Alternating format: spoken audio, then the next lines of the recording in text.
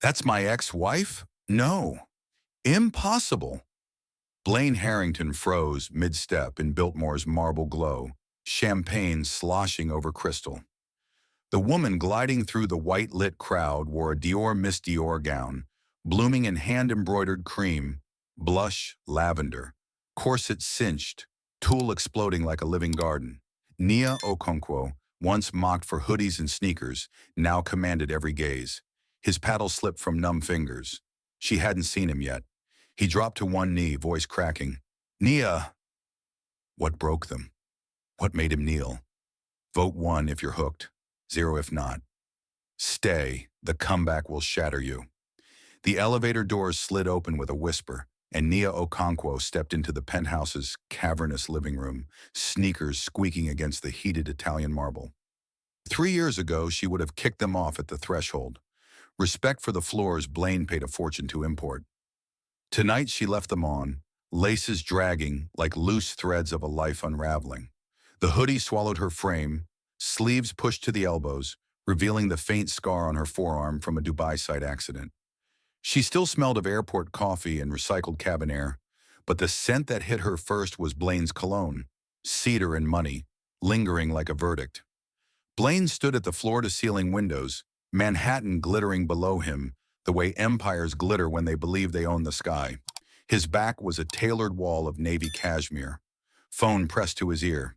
"Gentlemen, my wife prefers comfort over class," he said, laughter threading the words like barbed wire. "We'll keep her off the investor deck." The Zoom call ended with a chorus of male chuckles that echoed off the glass.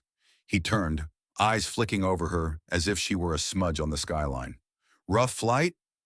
Nia's throat tightened. She had once sketched entire cities on napkins for this man, explained load-bearing cantilevers while he traced her collarbone with a fingertip. Now her voice felt borrowed. Dubai was fine. The towers on schedule. Great. He didn't look up from his screen. Change before dinner. The chef's doing wagyu. She stared at the hoodie, gray, frayed at the cuffs, the one she'd worn the night they met at Ted Dubai. He'd called it authentic. Tonight it was evidence. Evidence of the architect who'd vanished, replaced by a placeholder wife. Her fingers curled into the fabric. "I'm not hungry." Blaine's gaze lifted then, sharp as the Hudson wind. "You're sulking again. Investors don't fund sulking." He crossed the room, each step measured, the way he boarded yachts.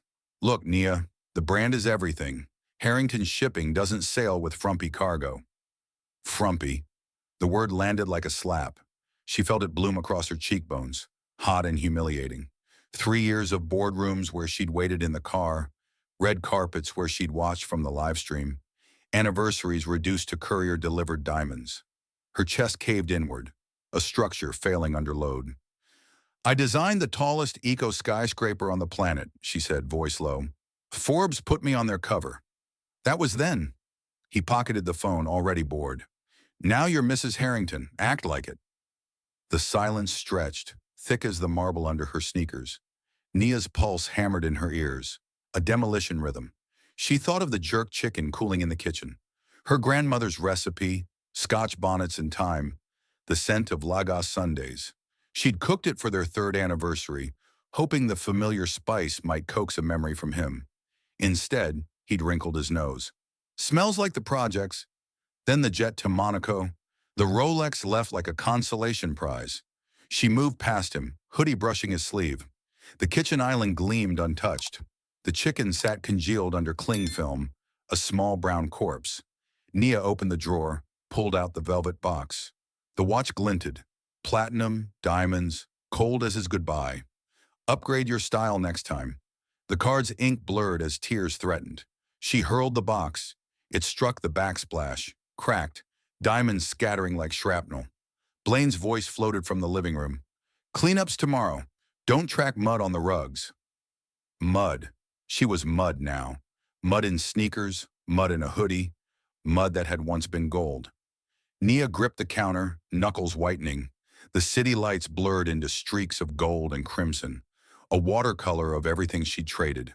Her reflection in the window was a ghost, eyes too large, mouth too small, a woman erased line by line. She remembered the first time he'd seen her present. Dubai, rooftop bar, wind whipping her braids. She'd sketched the eco tower on a coaster, passion spilling faster than the champagne. Blaine had leaned in, eyes alight. "Marry me," he'd said 8 months later, ring heavy as a contract. She'd said yes because his hunger matched hers. She'd said yes again when he asked her to step back from the firm. Yes to the penthouse, yes to the silence, yes to becoming invisible. Tonight, the yeses choked her. She opened the fridge, pulled out a bottle of water, and drank until her throat burned. The cold spread through her chest, crystallizing the ache into something sharper. Resolve. She set the bottle down, cap clicking like a starting gun. Blaine's phone buzzed again. "Patricia, reschedule the Monaco call. My wife's having one of her episodes." Episode, as if grief were a tantrum. Nia walked past him, sneakers silent now. In the bedroom, his bedroom really, since she'd been relegated to the guest suite, she opened the closet. Rows of beige, black, and navy. Safe colors for a safe wife. She pulled out the hoodie, held it to her face. It smelled of her, coffee, graphite, the faint metallic tang of ambition.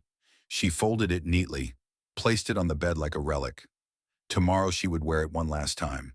Tomorrow she would remember who she was before the Harrington name tried to bury her. The city lights pulsed below, a heartbeat she intended to match. Blaine's voice drifted in. "Nia, the chef's here. Change." She didn't answer. Instead, she opened her laptop, fingers flying over keys. An email to her old mentor.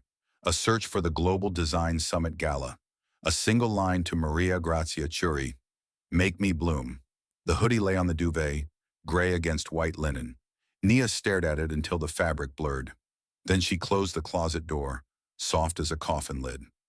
Nia woke to the scent of Wagyu drifting under the guest suite door, rich and mocking. She had slept in the hoodie, hood pulled over her eyes like armor.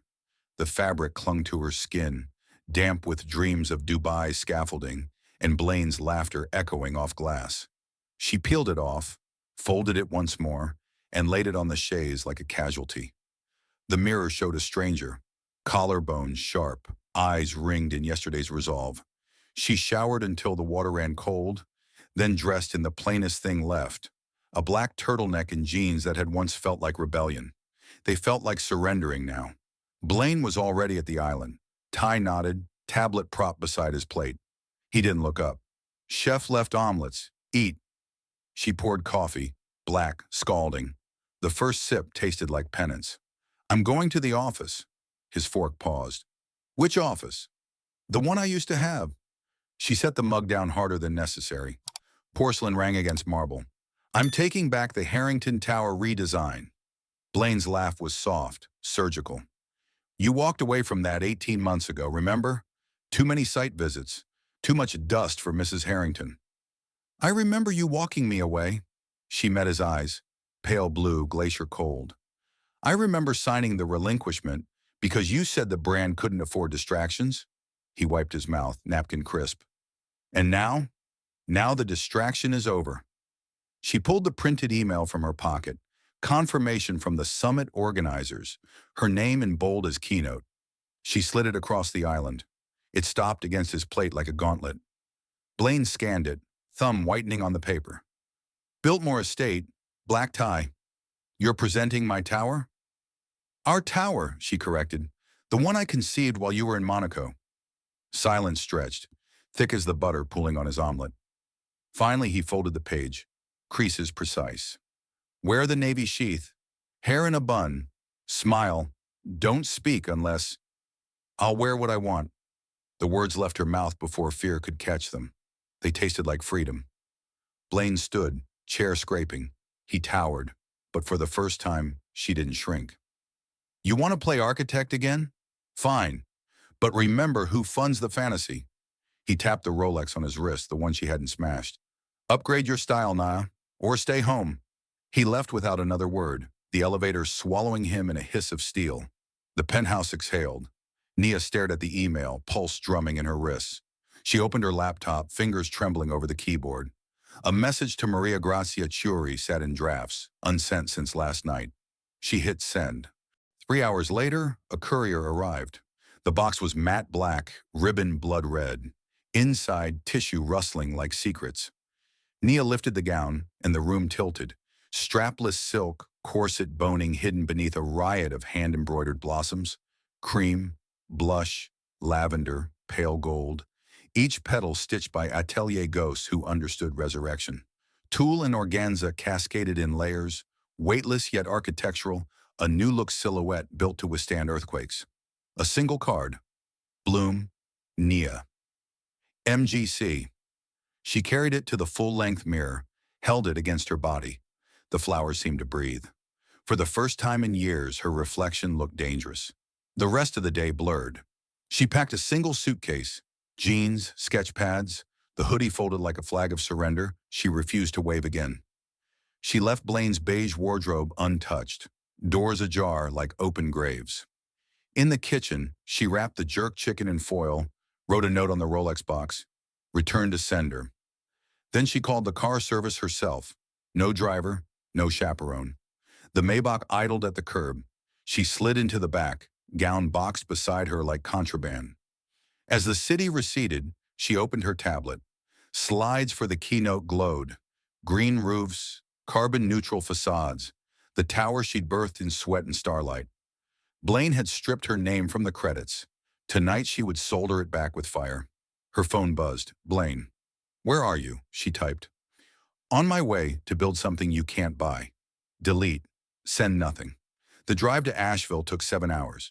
She worked the entire way, annotating blueprints, rehearsing the moment she'd step onto the Biltmore stage and reclaim what was hers. When the estate finally rose against the horizon, white stone blazing under floodlights, gardens manicured into submission, her stomach flipped. Not fear, hunger. The driver unloaded her suitcase. A porter in white gloves took the Dior box with reverence. Mrs. Harrington? Ms. Okonkwo, she corrected, tipping him herself. The name tasted like oxygen. Her suite overlooked the banquet hall. Through the window she watched guests arrive, tuxedos sharp as blades, gowns dripping diamonds. She unpacked the gown, hung it where moonlight could stroke the petals. Then she showered again, longer this time, letting water scour away the last of the penthouse scent. When she stepped out, steam curling around her ankles, she felt stripped to the studs, ready for reconstruction. She dressed slowly. The corset cinched her breath into something fierce. Stockings whispered up her legs. The gown slid over her skin like forgiveness. She pinned her hair in loose waves, strands grazing her bare shoulders. No jewelry except the thin gold band she twisted off her finger and dropped into the wastebasket. It clinked once, then silence. A knock. The porter again. Car's ready, Miss Okonkwo. She descended the grand staircase alone. Marble chilled her heels. Below, the banquet hall doors stood open, light spilling like an invitation to war. She paused at the threshold, gown brushing the floor in a hush of tulle. Conversations faltered, heads turned, phones rose, and somewhere in the white-lit crowd, Blaine Harrington waited, unaware that the woman he'd mocked for 3 years was about to make him kneel. The porter's gloved hand hovered at her elbow, a courtesy she waved away with a small, regal tilt of her chin. Nia stepped through the banquet hall doors and the air itself seemed to inhale. Chandeliers, Swarovski cascades of white fire, shivered overhead, scattering prisms across the marble floor. The Miss Dior gown caught every shard of light, petals flaring into life, corset carving her waist into a defiant hourglass. Tulle brushed her calves like a lover's whisper, and for the first time in years, she felt the ground rise to meet her instead of swallow her whole. Maria Grazia Chiuri spotted her first. The designer cut through the crowd like a silver blade, cheeks flushed with triumph. Nia, she breathed, air kissing both sides of her face. You are the garden I dreamed. Her fingers skimmed the embroidered blossoms, reverent. Every stitch is breathing. Nia's smile came unbidden, genuine, cracking open something dormant in her chest. It's armor, she confessed, voice low enough for only Maria Grazia to hear. Beautiful, unbreakable armor. A circle formed, Saudi princes in crisp thobes, Vogue editors with diamond-encrusted lorgnettes, architects whose names headline magazines. They leaned in, hungry for the woman who'd built Dubai's green miracle. Questions tumbled, carbon sequestration ratios, tensile strength of living facades, the poetry of wind turbines disguised as sculpture. Nia answered in fluid sentences, hands sketching invisible blueprints in the air. Laughter rose, hers first, bright and startled, then theirs, echoing off the vaulted ceiling. She felt the shift inside her like a foundation settling into bedrock. This was language, her native tongue, not the stilted small talk of waiting in Maybachs. She was seen not as an accessory, but as the architect of futures. Then the temperature dropped a degree. A prickle at the nape of her neck. She turned. Blaine stood 20 feet away, flanked by investors in tuxedos sharp enough to draw blood. His champagne flute trembled, liquid sloshing against the crystal. The navy sheath he'd ordered hung in the penthouse closet. Here was couture rebellion blooming in his path. His eyes, those glacier blues, widened, then narrowed, cycling through recognition, denial, something darker. Possession. He excused himself from the cluster, striding purposefully. The crowd parted instinctively, sensing storm clouds. Nia's pulse kicked, but she held her ground, chin lifted. The gown's corset felt suddenly tighter, a delicious cage of bone and silk. "Nia," his voice cut low, meant for her ears alone. "What the hell is this?" She arched a brow. "The Global Design Summit. You invited me, remember?" His grip closed around her upper arm, not bruising but proprietary. "I said navy, bun, invisible." Each word hissed through clenched teeth. "You look like you're trying to start a riot." Maria Grazia materialized at her side, smile razor thin. "Mr. Harrington, your wife is the riot, and she's magnificent." She looped an arm through Nia's, tugging gently. "Come, the MC is calling for you." Blaine's fingers tightened a fraction longer, then released. The imprint burned like a brand. Nia didn't flinch. She let Maria Grazia lead her toward the dais, Tulle whispering secrets with every step. Behind her, she felt Blaine's stare boring into her spine. Hot, confused, already calculating damage control. The banquet hall's acoustics swallowed sound as the MC, a silver-haired legend of sustainable design, tapped the microphone. "Ladies and gentlemen, our keynote, the redesign of the Harrington Tower, presented by its original visionary, Nia Okonkwo." Applause crashed like surf. Nia ascended the 3 marble steps, heels clicking a war drum. The podium lights bathed her in white fire. The gown's sequins ignited into a constellation. She adjusted the mic, gaze sweeping the room. Investors leaned forward. Phones lowered. Respect, not spectacle. And there at table 1, Blaine sat rigid, knuckles white around his paddle. She clicked to the first slide. The tower as she'd conceived it. Sleek glass veins, rooftop forests drinking carbon, turbines spinning silent symphonies. 18 months ago, she began, voice steady as rebar, "I was removed from this project. Tonight I reclaim it." Gas rippled. Head swiveled toward Blaine. His face drained to ash, then flushed crimson. Nia let the silence stretch, savoring the weight of truth.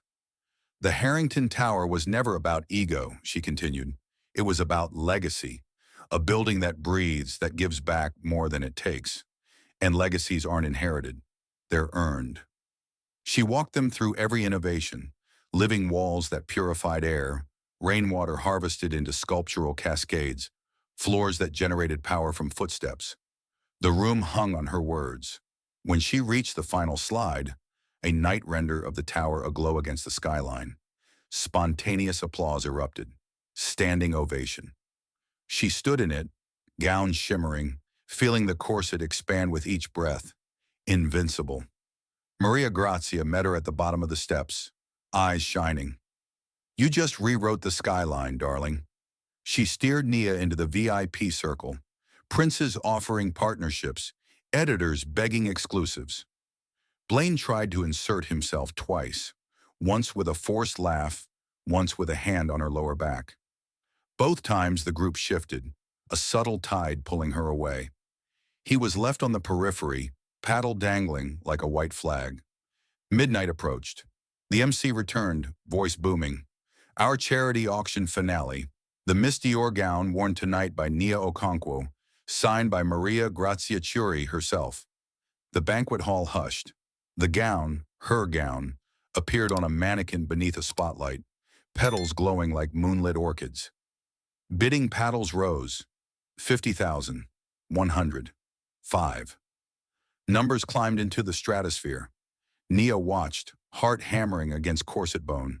Blaine's paddle shot up. 2 million, gasps. Cameras flashed. Maria Grazia leaned close. Let him dig his grave, Cara. Nia lifted her own paddle, elegant, numbered in gold. 2,000,001. The room exploded. Blaine's head snapped toward her, eyes wild. He raised again. 2.5. Nia didn't hesitate. 3. Maria Grazia's grin was feral. Sold to the lady in bloom for the Okonkwo Foundation. Chaos. Applause thundered off the vaulted ceiling. Blaine stormed the stage, face a mask of fury and desperation. He dropped to one knee on the marble, microphone thrust toward him by a stunned auctioneer. Nia, his voice cracked over the speakers, raw. I was wrong. You're brilliant. Please take me back as your partner, not your critic. Silence fell, thick as velvet. Every eye pinned to the tableau. Billionaire on his knees, goddess in Dior towering above. Nia leaned down, lips brushing the mic so only he and the room could hear. Partners don't kneel, Blaine. They stand equal. She straightened, gown swirling like a verdict. The crowd roared. She walked off the stage, toll-trailing triumph, leaving him kneeling in a sea of shattered pride. The roar followed her down the marble steps like a living thing, crashing against her back, propelling her forward. Nia didn't look behind her. She couldn't. If she saw Blaine still on his knee, the image might fracture the steel she'd forged in her spine. Instead, she fixed her gaze on the double doors at the far end of the banquet hall. Polished oak, carved with vines that mirrored the embroidered blossoms on her gown. Freedom waited beyond them, disguised as a corridor lit by sconces the color of old pearls. Maria Grazia fell into step beside her, heels clicking a staccato rhythm. You just detonated a dynasty, Amore. Her voice was hushed, thrilled.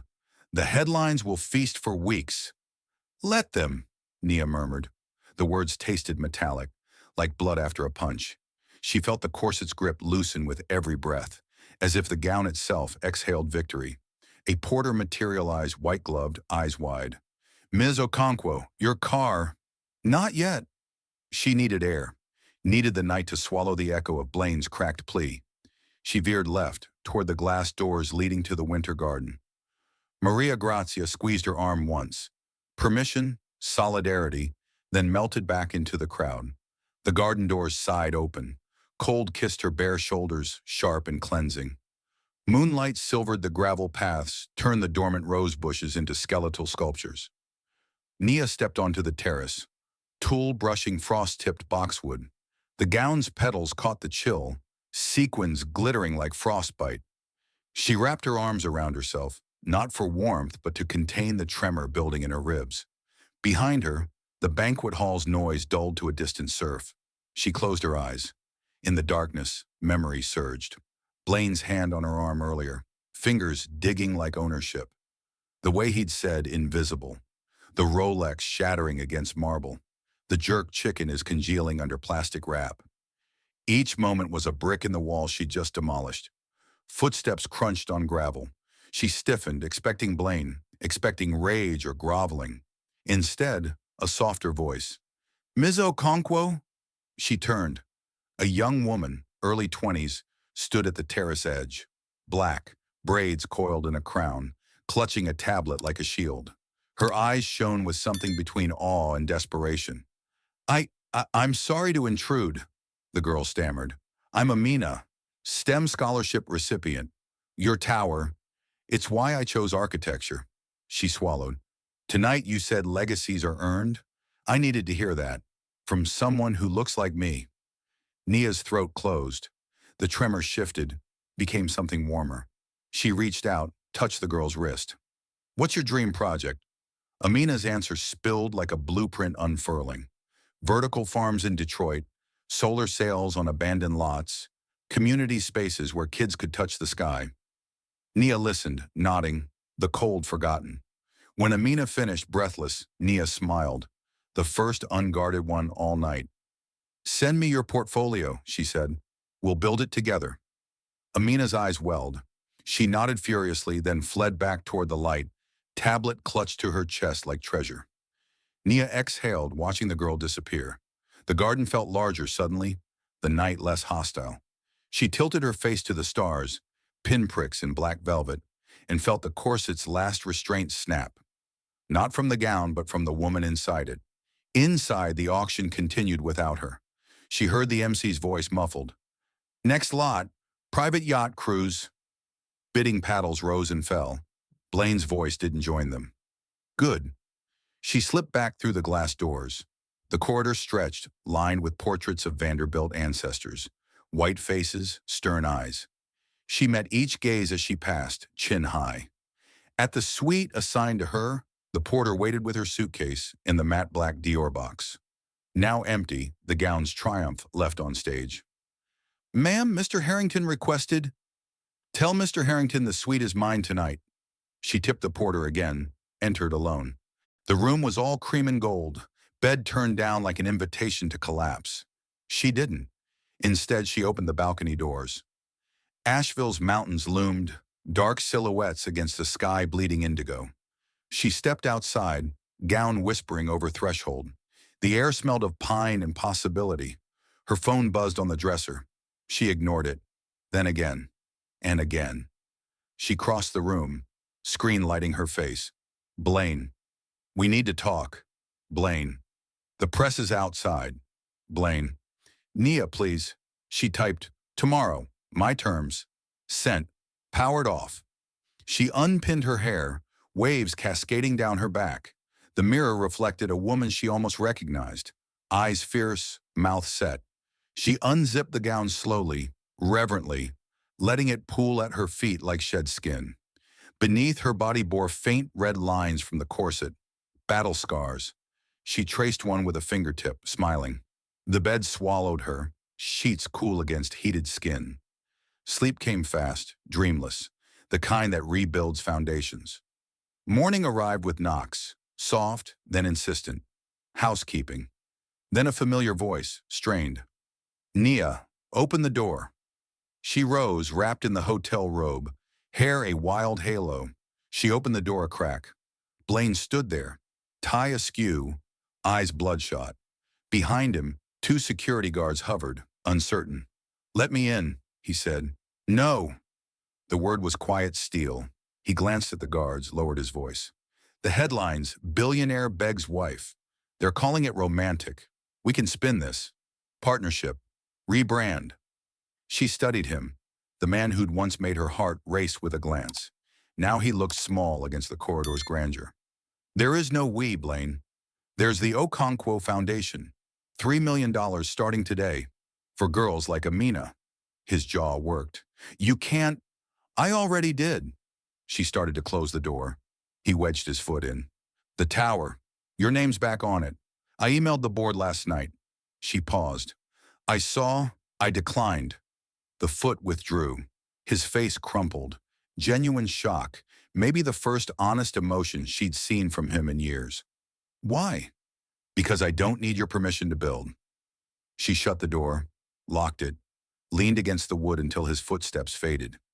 Downstairs, the valet had her car ready, a sleek electric model, no driver. She loaded the suitcase herself, the empty Dior box tucked like a trophy. As she pulled away from Biltmore's gates, the estate shrank in the rear view.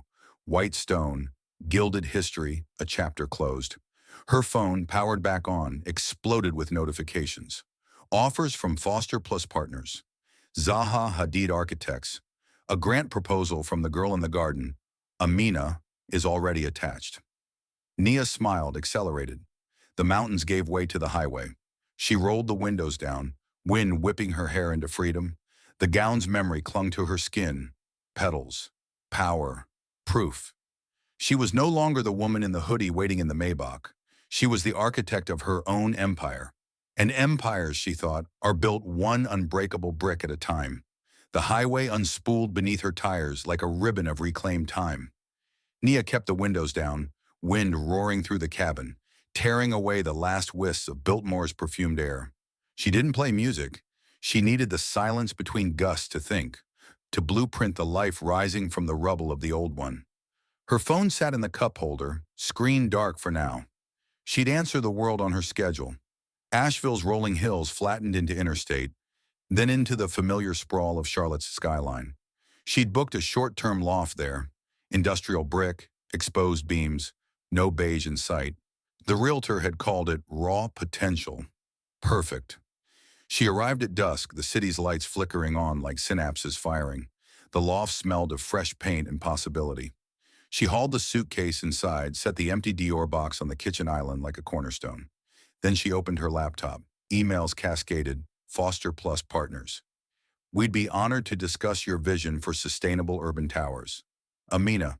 Portfolio attached. Subject line. Dreams don't wait for permission. Unknown. Miss Okonkwo. The Okonkwo Foundation registry is live. First donation, $3,000 anonymous. Her breath caught. Anonymous. She knew whose desperation funded that. Let him pay for the privilege of watching her rise. She poured a glass of water, tap, cold, honest, and sat cross-legged on the concrete floor. The portfolio from Amina opened first. Sketches of vertical farms, solar sails, community hubs, raw talent, hungry lines. Nia forwarded it to her new assistant, hired that morning via encrypted app, with one line, mentor her, full ride. Night deepened. She worked until her eyes burned, redesigning the Harrington Tower in her mind. No, the Okonkwo Spire now. Green roofs cascading into public terraces, wind turbines disguised as art installations, a foundation that gave scholarships on every floor. She sketched on butcher paper taped to the wall, graphite smudging her fingers like war paint. A knock shattered the focus. Sharp, impatient. She glanced at the clock, 11:47 p.m. The building had security. No one got up without clearance. She opened the door a crack. Blaine stood there, coat collar turned up, eyes wild with jet lag and something frantic. Behind him, the elevator dinged shut. How did you? Money talks to doormen. He shouldered past her, scanning the bare space. This is where you're hiding? Not hiding. She closed the door, leaned against it. Building. He paced, shoes echoing on concrete. The board's in chaos. Investors pulling out. They think I'm unstable. He stopped, faced her. Fix it, Nia. Come home. We'll announce a joint venture. Your name on the tower. Equal partners. She laughed, short, incredulous. You still don't get it. I get that you're punishing me. His voice cracked. I was wrong. I see you now. You see the threat. She stepped closer, Gown's memory fueling her. You saw the hoodie and thought weak. You saw the Dior and thought competition. You never saw me. He reached for her hand. She let him take it. Curious, clinical. His fingers trembled. I'll change everything. The penthouse, the schedules, the... Stop. She pulled free. The penthouse is yours. The schedules were never mine. And change? She gestured to the sketches on the wall. This is change. Without you. His gaze followed, landing on the Okonkwo Spire render. Recognition dawned, then horror. You're erasing Harrington. I'm building Okonkwo. She opened a drawer, pulled out divorce papers, prepared weeks ago, signed in the Biltmore suite. She slid them across the island. Sign. No alimony, no properties, just freedom. He stared at the pages like they were poisoned. You'd throw away 3 years? I'm reclaiming 3 years. Her voice was calm steel. And everyone after. Silence stretched, taut as a cable. Finally, he picked up the pen. Her pen, graphite smudged. His hand shook as he scrawled his name. The sound scratched like surrender. He set the pen down. The anonymous donation. That was me. I know. She folded the papers, tucked them away. Thank you for funding the future. He moved toward the door, then paused. The tower will have your name on a plaque in the lobby. Donor. Nothing more. The door clicked shut behind him. The loft exhaled. Nia returned to her sketches, but sleep tugged now. Deep, earned. She unrolled a sleeping bag on the floor, the concrete cool against her back. Above her, the Dior box gleamed under track lighting, empty but triumphant. Morning came with hammering, construction next door, the sound of creation. She rose, brewed coffee in a chipped mug, and opened her laptop. Headline screamed, "Billionaire signs divorce after public plea." Architect Nia Okonkwo launches three foundation Okonkwo. Spire breaks ground. No Harrington in sight. She smiled into her coffee. Let them write their narratives. She was drafting the blueprint. Amina arrived at noon, eyes wide at the loft's raw space. Nia handed her a hard hat. First lesson, foundations start dirty. They worked until sunset, brainstorming, erasing, rebuilding. When Amina left, clutching revised sketches, Nia stood alone amid the chaos of possibility. Her phone buzzed. Maria Grazia. The gown is yours forever. The museum offered 7 figures. I said no. It belongs on a woman who wears her power. Nia typed back. It's coming to the groundbreaking. Armor for the revolution. She hung the empty box on the wall. Frame it later, maybe. For now, it was enough. Weeks blurred into momentum. The Okonkwo Foundation registry hit 10 million donors, anonymous and named, inspired by the woman who turned humiliation into empire. Amina's vertical farm broke ground in Detroit. Nia's Spire permits sailed through City Hall, her name alone on every line. Blaine's attempts dwindled. Flowers returned, emails unread, one last voicemail deleted unheard. The penthouse sold at auction. She didn't bid. One evening, standing on the loft's balcony as Charlotte's skyline ignited, Nia opened a new document. Title, Legacy Blueprint. She wrote, mock me in hoodies, I'll outshine you in couture. Real love celebrates your blueprint, doesn't redraw it. She saved it, closed the laptop. The city hummed below, hers now, brick by brick. And somewhere in the distance a tower rose, green, defiant, breathing. Her tower, her legacy, her empire, unbreakable.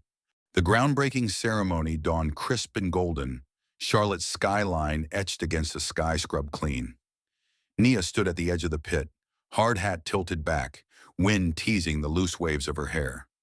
The site buzzed, cranes poised like sentinels, workers in neon vests, cameras from every major network. At the center, a pedestal draped in white cloth, waiting for the symbolic shovel. But all eyes weren't on the dirt. They were on her. She wore the Miss Dior gown beneath a tailored white trench, collar popped, belt cinched, the embroidered petals peeking at the hem like a secret weapon. Practical boots grounded the couture, a deliberate clash, architect and avenger in one silhouette. Amina flanked her left, hard hat gleaming, eyes shining with the kind of pride that comes from seeing your mentor become legend. To her right, the foundation's new board, 3 black women in STEM, handpicked, unbreakable. The mayor approached the mic, voice booming. Today we break ground on the Okonkwo Spire, a beacon of sustainability, equity, and vision, led by the woman who turned personal triumph into global inspiration, Nia Okonkwo. Applause thundered. Nia stepped forward, trench fluttering open to reveal the gown in full bloom. Gasps rippled through the crowd, recognizing the iconic dress from Biltmore's viral night. Phones rose, hashtags ignited. She gripped the shovel, gold-plated engraved with her name, and drove it into the earth. Dirt flew, symbolic and real. Cameras flashed. Amina whooped. The board cheered. Nia felt the ground vibrate, not from machinery but from the pulse of what she'd built. A murmur cut through the celebration. Heads turned. A black town car pulled up, door opening with familiar arrogance. Blaine stepped out, suit impeccable, face gaunt, eyes fixed on her like a man staring at his own ghost. Security moved to intercept. Nia lifted a hand. Let him through. He approached, hands empty. No flowers, no pleas this time. Just a man stripped of armor. The crowd parted, sensing drama. Reporters edged closer, lenses zooming. Nia! His voice was hoarse, barely audible over the site noise. I came to see it. The spire. She studied him, the lines etched deeper around his eyes, the absence of the Rolex she'd once shattered. You funded the first 3 million, she said. You get to watch. He nodded, swallowing. I sold the penthouse, the yacht, everything. A bitter smile. Trying to understand what legacy means when it's not inherited. Amina shifted, protective. Nia placed a hand on her shoulder. It's okay. Blaine's gaze dropped to the gown. You wore it. Armor for the revolution. She echoed Maria Grazia's words without flinching. He looked at the pit, the cranes, the future rising. It's magnificent. It's mine. The words landed soft but final. He met her eyes then. Really met them. No calculation, no possession. I was blind, not just to the hoodie, to you, the whole time. Silence stretched, filled only by distant machinery. Nia felt no triumph, no pity, just clarity. I know, she said. He nodded once, turned, and walked back to the car. No dramatic exit, no final plea, just a man leaving the empire he'd tried to redraw. The crowd exhaled. Cameras followed him, then swung back to her. Nia lifted the shovel again, drove it deeper. This spire, she called to the mic, voice ringing, is for every girl told her hoodie wasn't enough, for every woman who waited in the car, for every blueprint stolen and reclaimed. Cheers erupted. She handed the shovel to Amina. Your turn. The girl's hands shook as she dug. First scoop for Detroit's vertical farms, then the board. One for scholarships, one for mentorships, one for dreams deferred no longer. Nia stepped back, trench billowing. The gown caught the sun, petals blazing. She felt the corset's memory, not restraint, but reinforcement. The structure that held her upright when everything else crumbled. Months blurred. The spire rose, floor by floor, green terraces unfurling like promises kept. The foundation grew. 10 million, 20. Grants funding labs in Lagos, coding camps in Atlanta, architecture scholarships named after her grandmother. Blaine's name appeared once more. Plaque in the lobby, donor wall. He attended the ribbon-cutting incognito, standing at the back. Nia saw him, nodded once. He nodded back, then left. One evening atop the completed spire, rooftop garden alive with wind turbines humming lullabies, Nia hosted the first Okonkwo Fellows Gala. Amina, now leading a Detroit project, toasted her. Maria Grazia sent a new gown, simpler, emerald, no corset. For the woman who needs no armor anymore. Nia wore it barefoot, hair loose, laughing with fellows under string lights. The city sparkled below, her tower the tallest beacon. Her phone buzzed, a text from an unknown number. Proud doesn't cover it. B. She smiled, deleted it. No reply needed. Later, alone on the terrace, she opened her laptop. The legacy blueprint document glowed. She added a final line. The right person never makes you beg for space at the table. They build a bigger one, with you at the head.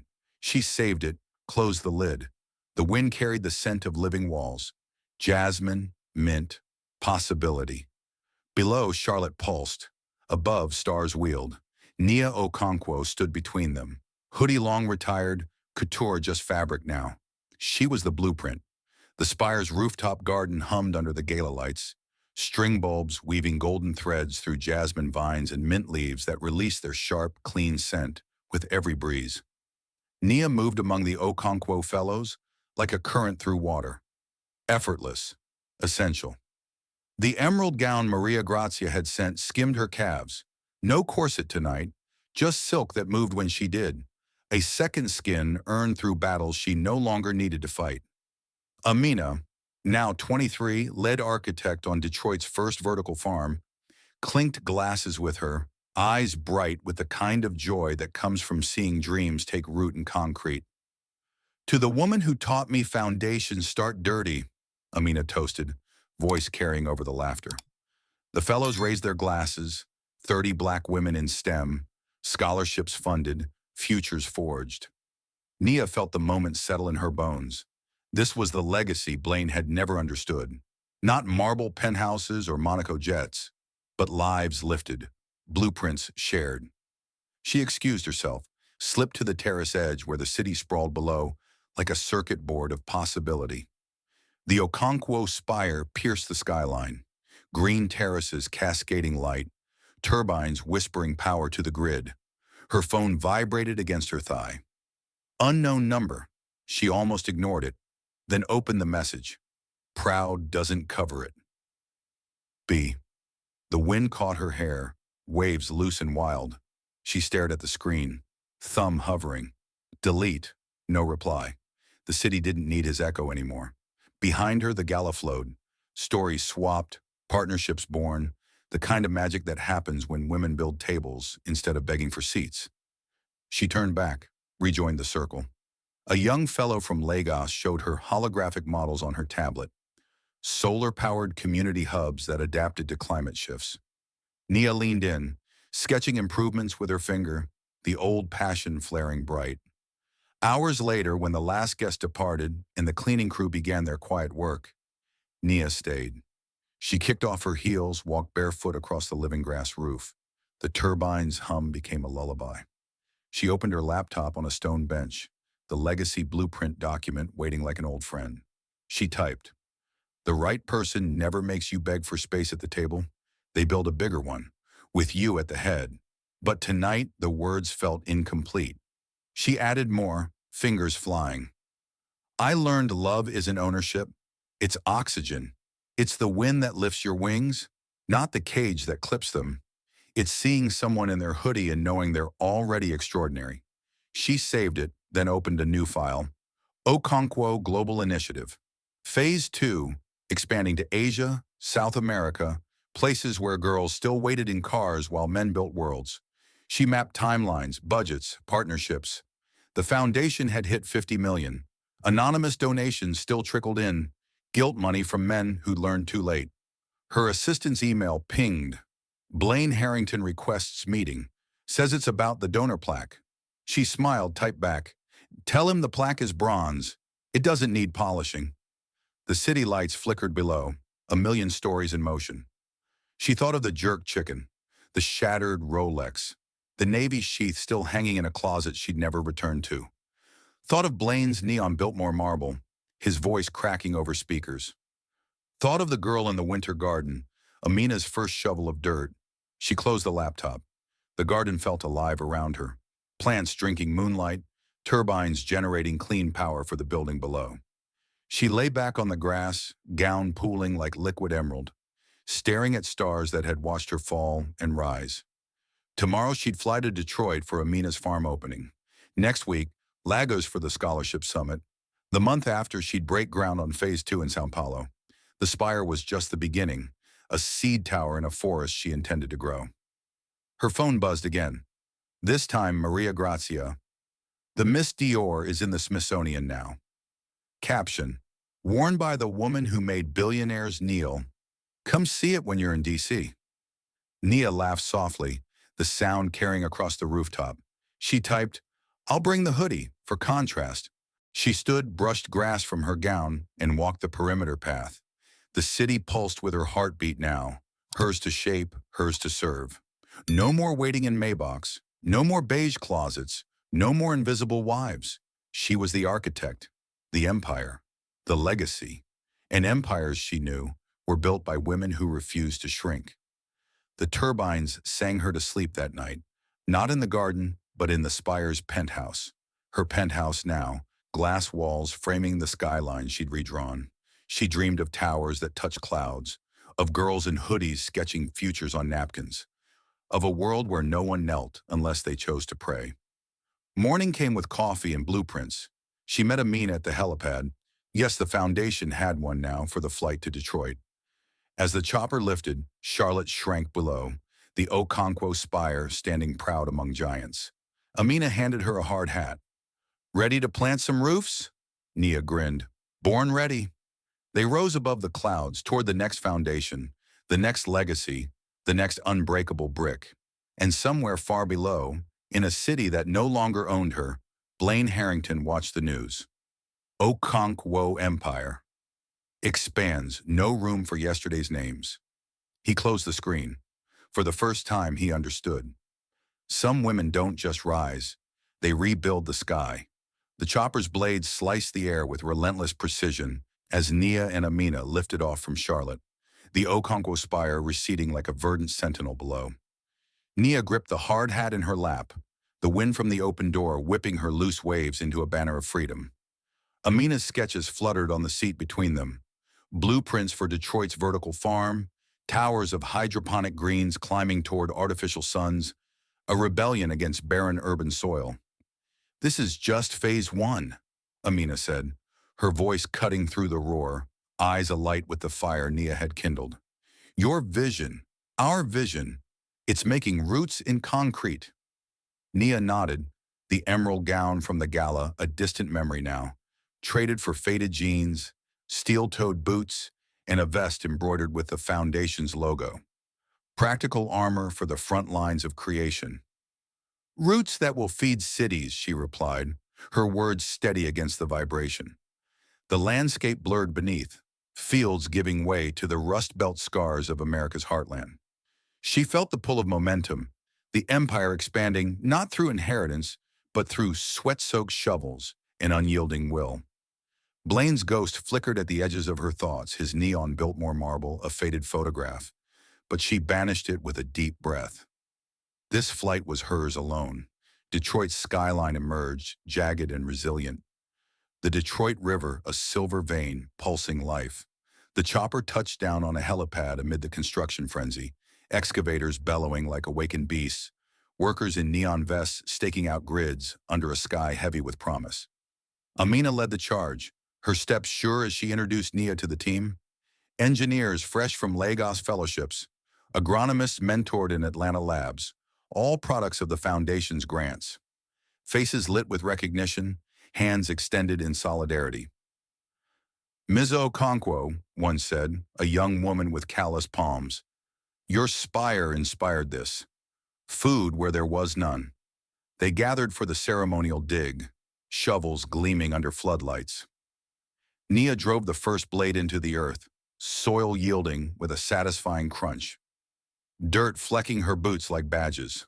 Amina followed, then the team, each scoop a vow against neglect. Cameras captured every moment, live streams flooding the Foundation's site, donations surging in real-time pings on Nia's phone. Another million, anonymous as always. She knew the source, felt a twinge of something, not pity, but the quiet satisfaction of justice served cold.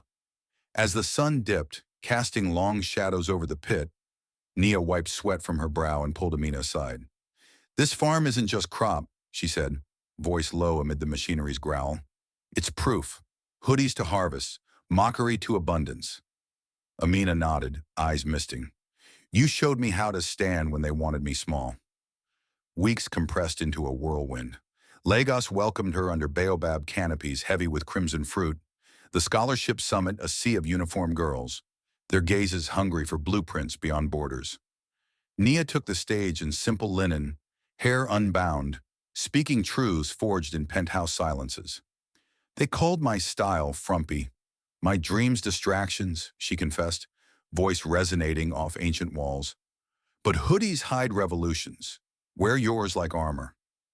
Grants flowed like the Niger, labs equipped with spectrometers, mentors dispatched to villages, dreams transplanted from sketches to steel. One girl lingered after, braids pulled tight, voice a whisper. You made him kneel. How do I kneel for no one? Nia knelt to meet her eyes, the ground warm under her palms. Start by standing for yourself. The rest follows. The girl's nod was a spark. Nia saw her future self in it, unbowed, unbreakable. Back in Charlotte, the spire crowned completion, terraces bursting with vertical gardens, turbines humming symphonies of clean energy. Maria Grazia arrived unannounced, the Miss Dior immortalized in the Smithsonian, but its essence etched in every curve of the building. You're the evolution, the designer said over espresso on the rooftop, hugging Nia fiercely. No more corsets, just you, blooming eternal. Nia laughed, the sound free and full. Evolving, always. The foundation board convened that afternoon in the penthouse. Glass tables strewn with maps, projections for Phase 2. São Paulo's favelas, reborn as eco-hubs, Asian megacities greened with proprietary Okonkwo tech. Budgets swelled to hundreds of millions, partners lining up, governments pledging land, corporations seeking redemption through association. Inspired by the architect who'd turned a billionaire's mockery into a movement. Blaine's last overture arrived by courier, a handwritten letter postmarked from Monaco's shadows. I understand legacy now, not ships or stones, but the lives they touch, it read. Enclosed, the deed to a seaside villa proceeds earmarked for the foundation. Nia held it to the rooftop flame, watching ink curl and ash dance on the wind. Closure, final and fiery, no more echoes. That night, alone amid the turbine's soft whir, Nia unsealed the legacy blueprint on her laptop, the document a living testament. She typed the coda, fingers deliberate. Empires rise not on bended knees, but on feet planted firm in the dirt of dreams. From hoodie threads to couture seams, mockery crumbles when vision redeems. She hit publish.